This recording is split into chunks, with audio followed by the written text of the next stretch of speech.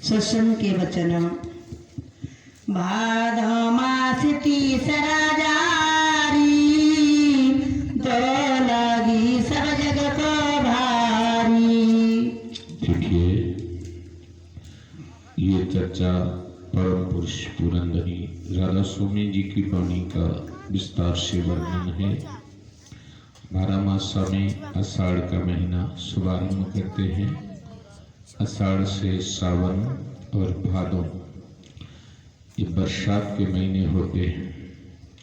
भादो के महीने में मलेरिया बुखार आता है, 1-2 दिन चढ़ के उतर जाता है, लेकिन हमारी आपकी आत्मा पर तो जन्म जन्म का बुखार चढ़ा है, जो कभी उतरता ही नहीं।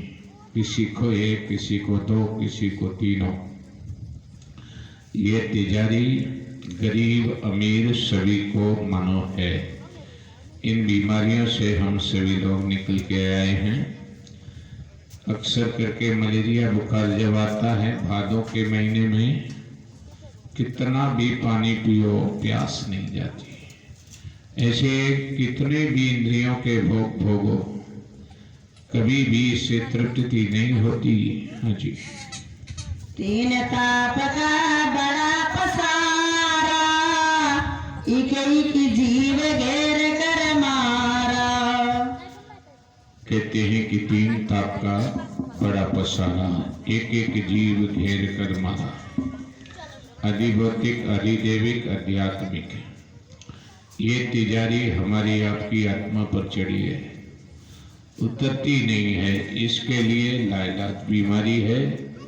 इसके लिए वैद हकीम सतगुरु के सिवा कोई नहीं, वही तिजारी को तर सकते हैं जी। काम क्रोध मद लोभ सतावे, माया ममता आगे लगावे। कभी सूरत काम में है, कभी क्रोध में है। कहते हैं कि माया ममता आग लगावे। भरम तेरे सुख के कारण सुख नहीं मिला हुआ दुख दारुण दुख आया, सुख कैसे मिलेगा? जब हमारी ख्यालात अंदर में जाएगी, हमारी श्रुति शब्द की धारा में नहलाएगी जाएगी, तभी इसके मैल कटेंगे। बल्कि मलिन बुद्धि वाले इंसान इस चीज को नहीं समझते हैं। जल जल जीव पड़े घबरावे, छूटने की कोई जुगत न पावे। संसार के जीव बड़े दुख पाते हैं, छूटने के लिए उनके पास कोई भी रास्ता नहीं है। तीर्थ व्रत नेमिष इत्यादि में जाकर के अपना समय वक्त बर्बाद करते हैं। तीर्थ तीर में है, ढूंढ रहे दूर में। जैसे मृग के नाभि में कस्तूरी होती है, लेकिन वो घास में ढूंढता रहता है, ऐसी इंसान की अंतर्मुख होने को चाहिए, लेकिन बाहर मुख हो गया। बाहर विकृतियों में जाकर के अपने आप को बर्बाद करके समय नष्ट कर दिया। जी। कोई कर्म कोई धर्म समारे, कोई विद्या कोई जप तप धारे। कोई हजारों वर्ष तीर्थों में भ्रमण करता रहा, हरिद्वार की परिक्रमा करता रहा। वहां के पंडित पुजारियों के अपने पल्ले तो कुछ है नहीं, तुम्हें क्या दे देंगे? वे कहते हैं कि माता टेको घर को जाओ, मरोगे तो मुक्ति हो जाएगी। बताइए, मरने से मुक्ति होती है क्या? मरने से मुक्ति कुछ नहीं होती है। सूरत रोज अंदर में जाती है, अपना सफर करती है। ये तीर्थों मंदिरों में मस्जिदों में हम लोग जो जाते हैं ना, अपने समय को बर्बाद करते हैं। बल्कि अंदर जाने का हमारा जो वक्त है वो बीत जाएगा, शरीर जर्जर हो जाएगा, तो हम कैसे अंदर में सफर कर पाएंगे? इसलिए कहीं जाने की कोई जरूरत नहीं है। दोनों आंखों के बीच में सूरत को खड़ा कर दो और ये ताला डाल दो। ये उंगली अंगूठे के नीचे दबा लो, सूरत ऐसे जाती जैसे आसमान में हवाई जहाज उड़ता हो। इसको कहते हैं ध्यान बुद्ध। ये उंगलियां इस तरह से अंगूठे के नीचे दबाई, यानी करंट तुम्हारे शरीर में फैल गया, पूरे शरीर में आपको एकदम पावर मिलेगा। इसी को कहते हैं ध्यान योग। इसमें देखा जाता है, क्या देखना है? ज्योति में प्रवेश करना है। इसी को कहते हैं कि प्रवेश नगर कीजे सब काजा, हृदय राख कौशलपुर राजा। काया के अंदर ही यही कहते हैं, ये काया ही नगरी आपकी है ना, इसमें ही वह ताकत बैठी है। और तुम बाहर ढूंढते रहते हो, कुछ नहीं, सारी जिंदगी झक मराते रहते, कुछ नहीं मिलता। कहीं इस द्वार पे जाके गई, इनके पास है ही क्या? हडली की गांठ लेकर के पंसारी बन बैठी। तुम्हारे अंदर वो भरा है, जो ताकत है, वो तुम बाहर में ढूंढने में वक्त बर्बाद कर देते हो। इसीलिए संत कहते हैं कि अंदर जाइए, लेकिन दुनिया बाहर भागती है, क्या करें? केर वेर को संग है, वो रोश डोले आपने उनके काटे, सूरत तो केला के समान। मन ये बेरी जैसा है, उलझा रहता है दुनिया के कामों में। कहाँ ऐसे वक्त मिलता है? थोड़ी बहुत संगत मिल गई क्षण मात्र के लिए, किसी महात्मा के विचार सुन लिए। आजकल के सब महात्मा अपने मतलब की बात कहते हैं। किसी को क्या पड़ी जो तुम्हारे अंदर का ताला खोल दे? सबको अपनी अपनी पड़ी है। कोई उस देश से आया हो, जो उस देश से आया है वही जोत जलाएगा, बल्कि जोत एक ही होती है। समय के महापुरुष कोई बदले ही आते हैं, लेकिन लोग उसे पहचानने में देरी कर देते हैं, बल्कि उनका विरोध करते रहते हैं। समय चला जाता है और फिर वक्त जाने के बाद में महापुरुष भी नहीं मिलते, फिर अपने जीवन को बर्बाद कर देते हैं। हाँ जी। कोई मंदिर जा मूर्त पूजे, कोई तीर्थ कोई व्रत में जूझे। हजारों वर्ष तक लोग तीर्थों में घूमते रह गए। तीर्थ क्या है? जहां महात्मा गए वहां उन्होंने साधना की हुई स्थान को तीर्थ बना दिया। और महात्मा तो है नहीं, वहां से बैठे दुकानदार। अब तुम कहते क्या देख करके आए? वहां फोटो माला बिक रही है, प्रतिमाएं रखी हैं, देख रहा के लौटाई मिला क्या? कुछ भी नहीं। न कोई आत्मदर्शी मिला। जो भी मिले वे दुनिया की बकवास पढ़ते मिले, किसी को कुछ जानकारी तो है। वे सब धन के पुजारी हो गए, कोई अंदर में जाने वाला भेदी तो मिला नहीं। भेदी को सुरदेव का रास्ता बताने वाला सच्चा संत मिलेगा तभी वेद मिलेगा। गांव में वेदा जाना न भेदा, काल बलि के चले लवेदा। वेद वचन त्रिगुण विषय तीन लोक की रीत, चौथे पद के हाल को वे क्या जाने मीत। एक सत्संगी के एक बात को बड़े बड़े ये जितने जगत गुरु बने घूम रहे हैं, एक संत की एक सत्संगी की बात का जवाब नहीं दे पाएंगे। चाहे भले वो गृहस्थी में, लेकिन वो संत का चेताया हुआ जीव हो, उसके पास एक भी विचार को सुलझा नहीं सकते, केवल मान बढ़ाई में डूबे पड़े हैं। मान बड़े मुनिवर गले मान सबन को खाए, मान ही उन्हें खाना है। कहते कि आदर में आग लगा दो, मान बढ़ाई को कुतिया समझ करके खदेड़ दो, राचो गुरु के राग। कहते हैं कि गुरु के प्यारे जो होते हैं ना, वो कहीं नहीं जाते, वो अंदर में जाते हैं। जो दुनिया के प्यारे वो बाजी घूमते इधर उधर। संत ही जगत के जीवों को चेताने के वास्ते धरती पर आते हैं। वे कपड़े से संत नहीं होते, गृहस्थी जीवन में रह करके भी संत होते हैं। राजा जनक कौन से लाल कपड़े पहने थे? वो भी संत थे। और सुखदेव जैसे ब्रह्मचारी तपस्वी वहां गुरु मंत्र लेने के लिए उनके पास जाते थे।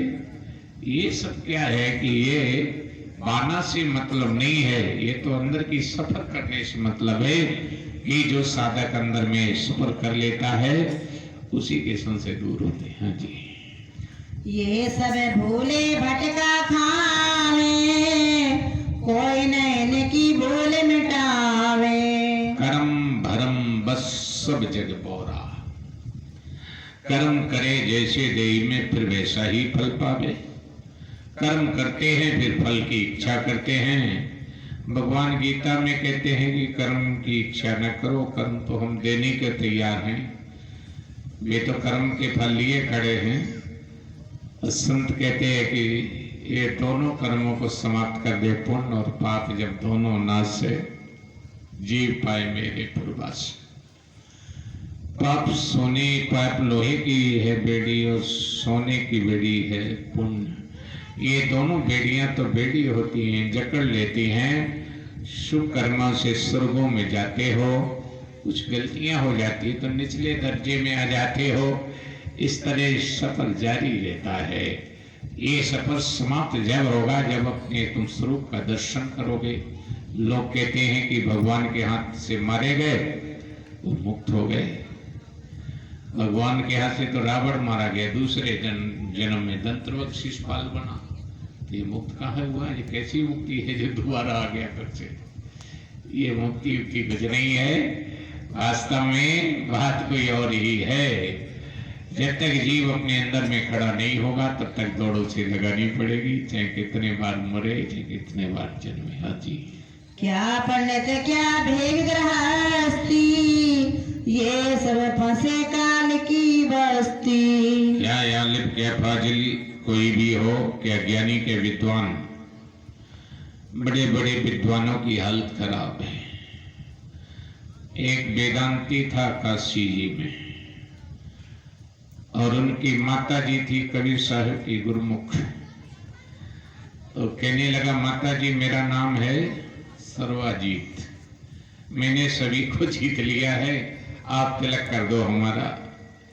कहने लगे, इस नगर में काशी में कबीर भी रहते हैं, क्या उनको भी जीत लिया? बोले तो पढ़े लिखे भी नहीं है, उन्हें जीतने की जरूरत ही क्या है? बोले नहीं, उन्हीं के पास जाइए। ये पढ़ाई लिखाई तो ये मन और बुद्धि तक सीमित है, संत इसके आगे निकल जाते हैं। संत बतामे सत की रीत, ये नहीं माने कुछ प्रतीत। उनके अनुभव समुद्र समाना, उनके तो अनुभव समंदर है जैसे होते हैं। और समंदर में कितने लीटर पानी कोई नापने की बात है क्या? ठीक इसी प्रकार से आप जाइए उनके पास। तो एक लड़ी पुस्तक लेकर के गया, कहने लगे कबीर का घर कहाँ है? कुछ लोग बोले कबीर का घर शिखर पर, जहां सिलहिली गैल पैर न टिके पिपील का। ये विद्वान तो इतने बैल की गाड़ी में पुस्तकें लेकर के आया है, ये नहीं जा सकती। कहते हैं कि पंडित ला दे बैल। कहाँ बैल गाड़ी लिए घूम रहा है? जाइए। वो उतर करके गया, कबीर साहब से बोला अपनी हार लिख दो, हमारी जीत लिख दो। ठीक है, तुम जीत गए हम हार गए, लिख दिया। उसमें ये पीछे लिख दिया कि हारे को हर मिले, जीते चंपुर बांधे जाए। और लेकर के तो बड़ी खुशी में गया, माता जी को दिखाया, वो पन्ना पलट के देखा, बोले जीतने वाले ये जमपुरी के अदालत में खड़े करे जाते हैं। जो हार करके हरि नाम जपते हैं वही गुरु के प्यारे होते हैं। जगत की जीत ही असली हार है। पांडव हार गए तो भगवान उनके पक्ष में पहुंच गए, देखा नहीं? ठीक इसी प्रकार से सुग्रीव हार गया तो राम जी उनकी सेवा में पहुंच गए। यहां तक हारे हरि नाम जपते हैं, जीते इंसान चंपुरी के दरवाजे में जा पहुंचते हैं। आइए, हरि नाम जपना ही हारे हुए इंसान की पहचान है। हाँ जी। 84 में वो भरमावे, नरक स्वर्ग के धक्के खावे। 84 लाख योनियों का लंबा जेल खाना है और ये सबसे ज्यादा लंबा एरिया। 9 लाख जलचर हैं, 14 लाख प्रकार के पंछी हैं, 27 लाख प्रकार के कीड़े मकोड़े हैं, 30 लाख प्रकार के मनुष्य हैं, 30 लाख प्रकार के वृक्ष हैं, 4 लाख प्रकार के मानव हैं। ये 84 लाख योनियों का बड़ा लंबा एरिया है। इन सभी शरीरों में जीवात्मा घूम के फिर मनुष्य शरीर में आती है। फिर यदि महात्मा मिल गए तो बेड़ा पार हो गया, नहीं तो बेड़ा फिर गर्क हो गया। फिर वही काम करते रहे, बच्चे बनाए, घर बनाए, परिवार बनाए, जहाँ के तहाँ रह गए। फिर भी अपने घर नहीं जा पाए।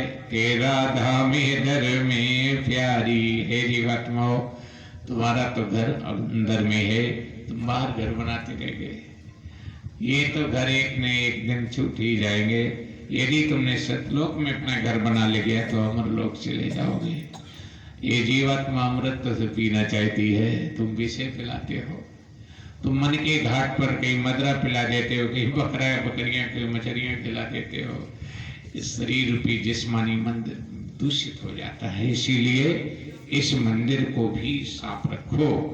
बना मन मंदिर आलीशान, किसी ने कहा वे बाहर ईटा पत्थर के मंदिर बना के जुट गए पूजने में। अब बताइए, उन्हीं अपने बनाए अपने पूजे। मालिक ने मंदिर बनाए, इनसे नफरत करते, इनसे दूरियां बनाते, इनके लिए भाला बंदूकें बर्छियां देगा सब तैयार करते ने काटने के लिए, मंदिर गिराने के लिए। ये मंदिर जो है हमारे आपके शरीर, ये मालिक का बनाया हुआ है। इसमें थोड़ी देर अपनी साधना कर लो। यही तो कहा, सतयुग में 22 घंटा साधना करते थे ऋषि, त्रेता में 16, द्वापर में 12, कलयुग में 4 घंटे साधना तो करनी ही चाहिए। 4 मिनट भी नहीं इंसान बैठता है तो क्या मिलेगा? कंगाल बना घूमता है, कुछ भी नहीं मिलता। जैसे बैटरी से, मोबाइल की बैटरी से 20 घंटा बात करते हो तो 2-4 घंटे तो चार्ज में लगती है। इस खोपड़ी 24 घंटा इंसान बातें करता है सोते जगते। इसको चार्जिंग में नहीं लगाता तो डिस्चार्ज हो जाओगे, पागल हो जाओगे, कुछ नहीं मिलने वाला है। कभी तो कोई जहर खा रहा है, कोई आग लगा रहा है, कोई छोड़ के जा रहा है, कोई फांसी लगा रहा है। ये सब ये डिस्चार्ज ही बैटरियां हैं, ये पीपी बोल रही है, लोड नहीं दे रही। इसीलिए इंसान की बुद्धि काम नहीं करती। रह न तेज बुद्धि लवलेसा, जिम कुपंथ पग देख खगेसा। तभी तो संत कहते ये चार्जिंग है। ये कान बंद कर लो, चार्जिंग होगी शुरू। आंख बंद कर लो, ध्यान में चार्जिंग शुरू हो गई। माला के द्वारा चार्जिंग शुरू हो गई। अब तुम्हें शर्म लगती है, तुम घाट पर बैठते नहीं। कोई भी आप देखिए, हिंदू का जो बुढ़ा मिलेगा, बच्चे जैसी उसकी बुद्धि हो जाएगी बुढ़ापे पर। मुसलमान जितना ही बूढ़ा होगा, सारे जिंदगी वो भोजन गलत करता है, लेकिन उसकी बुढ़ापे पर बुद्धि बिल्कुल सही हो जाती है। पता नहीं क्या ऐसा उल्टा है मामला। कहीं मक्का जाएगा, कहीं मदीना जाएगा, कहीं बड़ी अच्छी बात है किसी बूढ़े मुसलमान से बात करना, तो ये लगेगा कि ये तो बिल्कुल सही है, तो हिंदुओं से ज्यादा अच्छा है। और हिंदुओं के जो बुजुर्ग होते हैं वो पागल जैसे हो जाते हैं, उनकी बुद्धि काम नहीं करती, वो नाती खिलाते रहते हैं। क्या करें बेचारे, उनके दिमाग में कुछ रहते ही नहीं। फिर ये कहते यादगार चली गई, यादगार चली गई। हाँ जी, जो कौन से कहे समझाए, उल्टी माने करे लड़ाए। अगर कोई भी किसी से सही रास्ता बता दे तो दुनिया के लोग सुनते नहीं, बल्कि उनसे झगड़ा करते। वे नहीं माने झगड़ा ठाने, पक्षपात कर ढिंग नहीं आमे। अब बताइए क्या करें? जहाँ जगत है वहां भगत नहीं, भगत है वहां जगत नहीं। जगत भगत को बैर है, चारों युग फरमान। जहाँ जहाँ जहाँ भक्ति है वहां जगत नहीं होगा, जहाँ जगत है वहां भक्ति नहीं होगी। बड़ी विचित्र कथा है। भगवान गरीबी उसी को देते हैं जिसे अपनी भक्ति देते हैं, दरिद्रता उसी को देते हैं जिन्हें दुनिया का धन माल पकड़ा देते हैं। तो सारी दुनिया धन की ओर भागी जा रही है। मालिक की बंदगी गरीबी में ही मिलती है। दीनता तो दीन के ही भागे आती है। दीनबंत सबसे बड़ा, सब रत्नों की खान। दीन लोग की संपदा, बसे दीन में जान। कहते हैं संतोषी सदा सुखी। संतोष गोधन गजधन बाजधन और रतन धन खान। जब आवे सबर संतोष तन, सब धन धूल। सारे धन धूल के समान होते हैं। कलयुग करम धर्म नहीं कोए, नाम बिना उद्धार न होए। कलयुग में यज्ञ जब तब नेम व्रत पूजा हो जाए तो कर लो, नहीं ये सब निषेध कर दिए गए। जैसे सर्दी में उघारे घूमो तो ठंड लगेगी, इसीलिए सर्दी के कपड़े लगे, गर्मी के अलग, बरसात के अलग है। ऋतुओं के अनुसार जैसे व्रत होते हैं, ऐसे युगों के अनुसार साधना होती है। साधना कलयुग में बड़ी विशेष बात यह है, कलयुग में नाम ही आधार बना दिया है। हाँ जी। नाम भेद है अति कर जीना, बिन सतगुरु का वो नहीं छीना। नाम भेद है अति कर जीना, बिन सतगुरु का वो नहीं छीना। सतगुरु के बगैर ना किसी को नाम मिला है ना मिलेगा। सतगुरु उसी को कहते हैं जिसकी सूरत सतलोक में आती जाती है। कहते हैं कि संत कहें हम काको भाई सतलोक में सूरत समाई। जिनकी सुरती सतलोक नहीं जाती उसे संत कैसे कहोगे। मेरे यहाँ पहुंचे संत न होता। जैसे सागर और तालाब के पानी में क्या फर्क है, सागर सूखता नहीं है, तालाब सूखता है। तालाब का पानी बरसात से जुड़ा है और सागर तो सदैव ही एक रस भरा है। अजी जपने में सड़ गए भुलाए, नाम अगम कोई भेद न पाए। कोई जप करता है, कोई तप करता है, नाम में अगम गति इसे कोई नहीं जानता। साधु शब्द समुद्र है, जामे रतन भराए। कहते हैं उसमें रतन भरे हैं, मंदवागे समझे नहीं कंकर हाथ लगे। जी जो सतगुर पोरे मिल जाते, तो वे भेद नाम का गाते। यदि कोई पूरा साधु मिल जाए, पूरा और अधूरे का पता कैसे चले। पूरा यदि मिलेगा ना तो शब्द की ही चर्चा करेगा, अधूरा यदि मिलेगा तो ज्ञान भक्ति वैराग न जाने क्या क्या बताएगा, और नाम श्रुत शब्द योग नहीं बता पाएगा। संत उसी को जानो जिसकी सुरती सतलोक में समाई है, उसी से अपना रिश्ता जोड़ो, बल्कि वही हमारे लिए पूरा रास्ता खोलेगा। कहते हैं सूरज शब्द कहने कर देखो विमल बहार, मध्य सुकमना चढ़ चले। सुकमना नाड़ी खुलती है तो सूरत ऐसे चली जाती जैसे आसमान में पतंग उड़ती है और वो खरबों मील ऊपर चली जाती है। संत कबीर कहते कि मारा तीर कबीर ने गया ब्रह्मांड फूट, तो धाराएं ऊपर से प्रगटी 14 पानी पानी, सारी दुनिया पानी पानी हो गई। ये दोनों आंखों के बीच से ही तीसरा नेत्र तीर है। और ये जब कोई सुरवीर है वो चलाता है तो ये ऊपर से धारा गिरती है शब्द की। कबीर धारा गम की सतगुरु दीन लखाए। किसी ने कहा है उल्टा कुआ गगन में बातचीत, हमें ज्योति जले दिन राती। ये उल्टा कुआ है, आसमान से झर झर करके गिरता है, लेकिन उसी कुएं का पानी जब पियोगे ना, गगन मंडल में अमृत का कुआं सदा झरे सुखकारी। शबरा हुए तो भर भर पीवे, निगुरा मरे पियासी। निगुरा इंसान उसे कहते हैं जो बाहर की नदी नाले नहा करके अपनी दौड़ लगाए हैं, अंदर की गंगा नहीं नहाया। जो सुषुम्ना नाड़ी है श्वेत गंगा है, यही अलकनंदा है, ये सतलोक से आती है श्वेत नाड़ी, यही आगम की धारा है। और इसमें नहा करके अंदर के मैल जाते हैं। पानी के दाग पसीने के दाग तो बाहर के धुल जाएंगे, लेकिन प्रेम भगत बिन जल रघुराई, अभी निर्मल कभी न जाई।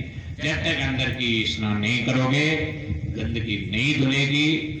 और इसी तरह से नदी नाले सारी जिंदगी नहाते रहो। हंचुकी नाम रहे चौथे पद माहे, ये ढूंढे त्रिलोकी माहे।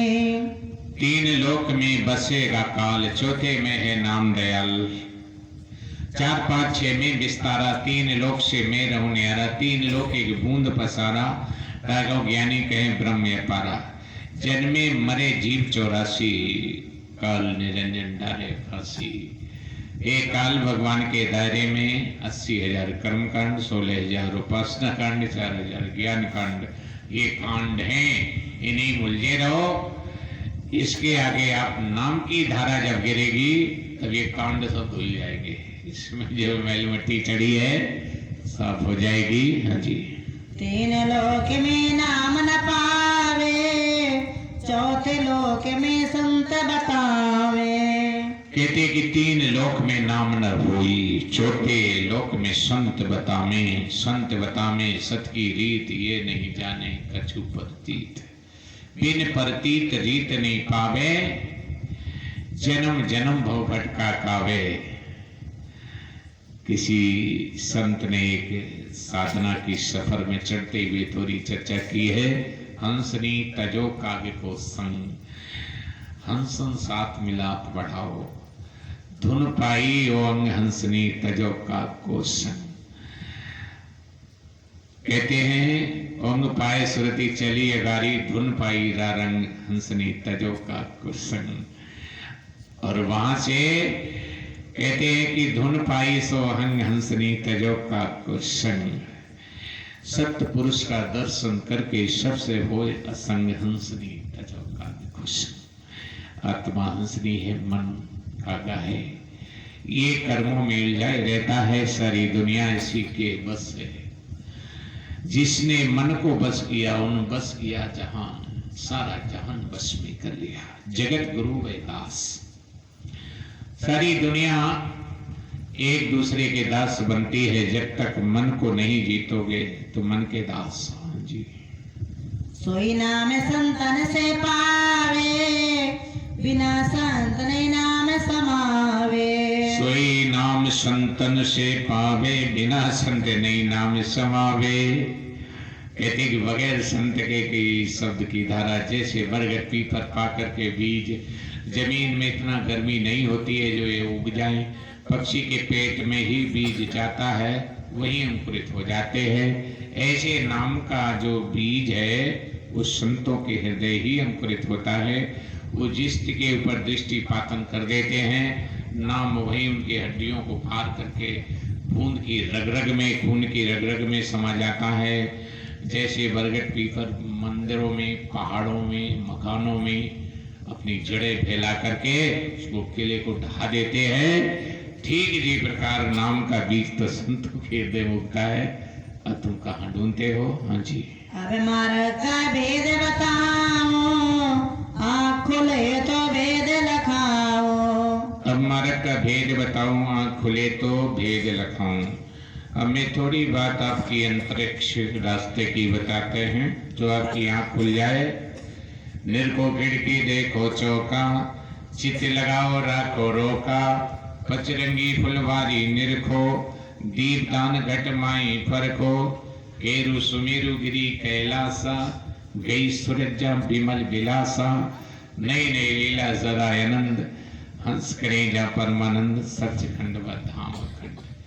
एक रस लेने वाला वो रस, जैसे बरसात के या सर्दी के मौसम में कोहरा पड़ता है, ऐसी अमृत भरा है उसको श्वेत रंग की दुनिया है, एक रंग की। हाँ जी।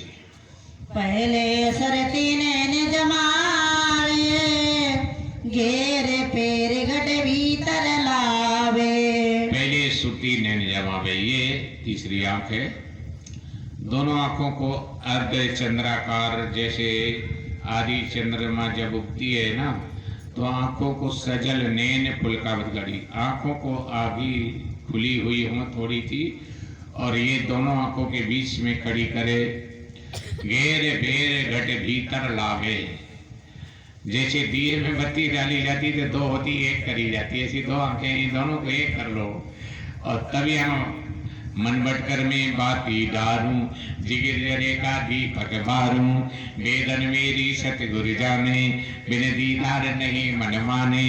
आकर निष्दिन दे हो, सबर नया वे फिर पछते हो। मेरे राजा स्वामी कोई नहीं, मेरा दुख दर्द ने अति कर घेरा। नाद फरियाद सुनो मेरी सतगुरु, मैं तड़फू जैसे जलबिन मीना। जिगर फटे को कैसे सीना, ये सूरत तड़पती है, रोती है, अपने अंदर का दर्द कहती है कि कोई भी मेरी इमदाद करने वाला नहीं है। सारी दुनिया में मतलब का बना हुआ संसार है।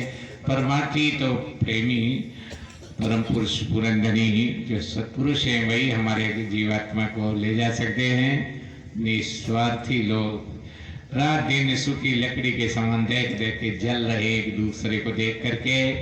स्वार्थ सूखा लाकेड़ा छाओ भी हूं ना होए, परमार्थ पीपल भजो सुख सागर का मूल है।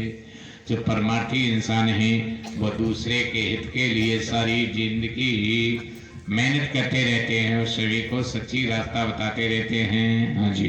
चिन चिन सुरत संवार लाल द्रग के रहो, तन मन दर्पण माज साय सुति से गयो।